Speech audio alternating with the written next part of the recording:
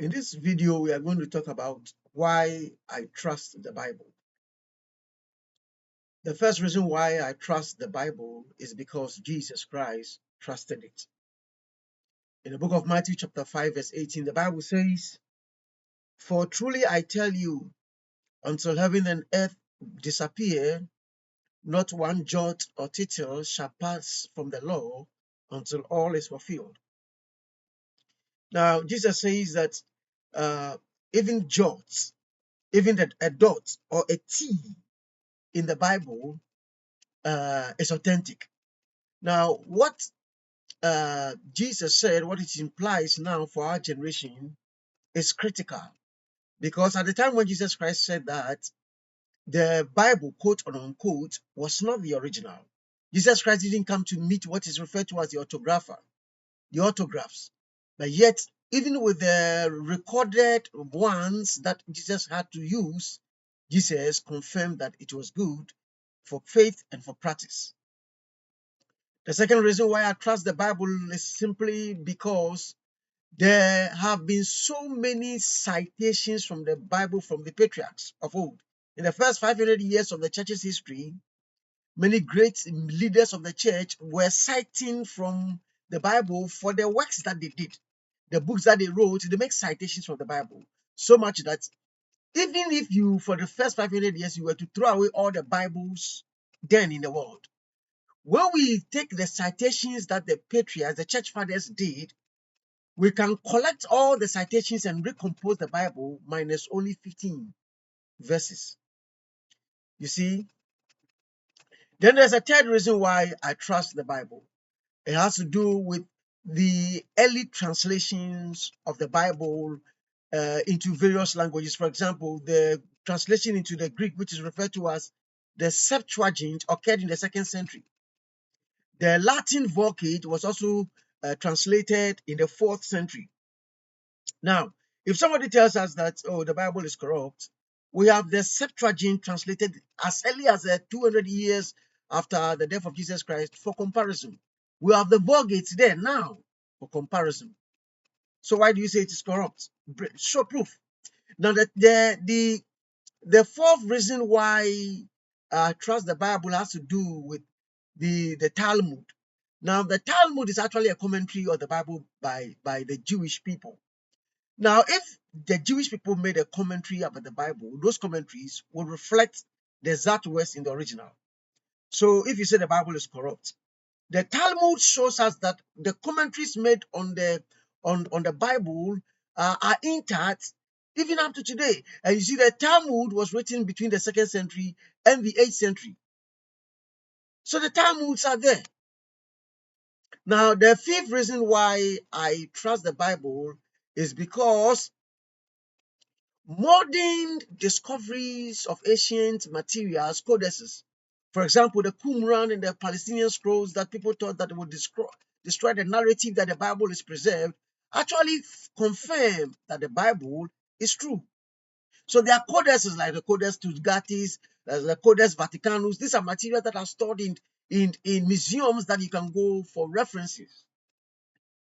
And then we have the sixth reason why I trust the Bible. Now, unlike the Quran, where you have no extra Quranic materials by people who lived in the time of Muhammad, who comment in their books for references, in the time of Jesus, and even beyond that, before that and beyond that, we have such writers such as Tactitus, we have Thallus, Lucian, we have Suetonius, we have Josephus, Pliny, and so on and so forth, who have commented about the some of the stories that are contained in the Bible or told about the time of Jesus to consolidate the reality of what happened in those centuries. And then I also trust the Bible because of the dates that the Bible was canonized, was put together. As early as AD 140 to 150, we have had the first compilation of the Bible. It is not like the Quran where people will memorize about 3 generations before the compilations, the canonization will take place. The Bible was canonized in the 2nd century after the death of Jesus Christ. And then there is the 8th reason why I trust the Bible. It has to do with self-confession or attestation. The Bible says in 1 Peter chapter 1, verse 25, it says, the word of the Lord, it endures forever. It endures forever. And then also there is a ninth reason why I trust the Bible. I trust the Bible because the Quran confirms it. In the surah chapter 10, verse 94, the Quran itself says that if you doubt this, O Muhammad, go to the people who had the previous revelation. They have the stories. In other words, if our stories were false, the Quran would not ask Muhammad to come for references. And then there is also the 10th reason why I trust the Bible. It has to do with internal witnesses. The Bible had a record number of people. It talks about places. It talks about events that even Italian history, Grecian history will confirm indeed that those people, places, and events are true. For example, the Bible mentions Augustus Caesar, Julius Caesar. It mentions names, Egypt. It mentions places that today we can go and confirm that all those places still exist. The Bible also is honest in this writing. Now, you see, when Muhammad does anything, there's no place in the Quran where or Hadith where Muhammad is punished by Allah for the things he does. So even if he married to Aisha at 6 years old, is condoned by Allah. His multiple marriages is condoned by Allah. His rapes condoned by Allah. The many wars he fought condoned by Allah. But in the Bible, David sinned, God rebuked him. Moses sinned, God rebuked him. In the Bible, when you sin, God rebukes you. God punishes sin. It is honest account of people with weaknesses. Then there's a 11th reason why I trust the Bible. It has to do with internal coherency. The Bible was written by over 40 authors in different locations in the world, from different occupational backgrounds, and also from different times in biblical history. And yet, when you put the different times, different people, different places, different backgrounds together, you find that the Bible has a common theme. And the theme is Jesus, the salvation and redemption of mankind. The 12th reason why I trust the Bible is because of its expansive presence in the world in the first 500 years of its history. So, for example, you have the Bible translated into the Syriac in as early as AD 170. We have the Armenian Bible in the 5th century. We have the Ethiopian in the 4th century.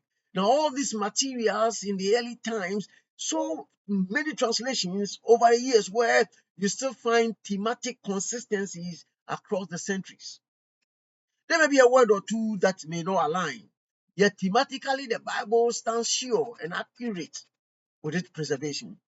The Quran never went through translations until quite recently when translations began for others to also read it. As a result, you can't compare the Quran based on what was meant. You can't even compare the Quran with the multiple variations and versions that existed in the earlier times. But the Bible has translations in multiple languages that today we can go for confirmation. Now, the 13th reason why I trust the Bible is because of archaeological findings. We have archaeological findings of the places and events that proves the Bible is telling the truth. And then the 14th reason why I trust the Bible is simply because those who say the Bible is corrupt, they've not brought forth proof of an original version that is deviant from what we have now. If the Bible is corrupt, show me proof. Where is the original one from which it was changed to this one? And then number 15, I trust the Bible simply because it has survived hostilities against it. People have come and gone and they've said, oh, this book is corrupt.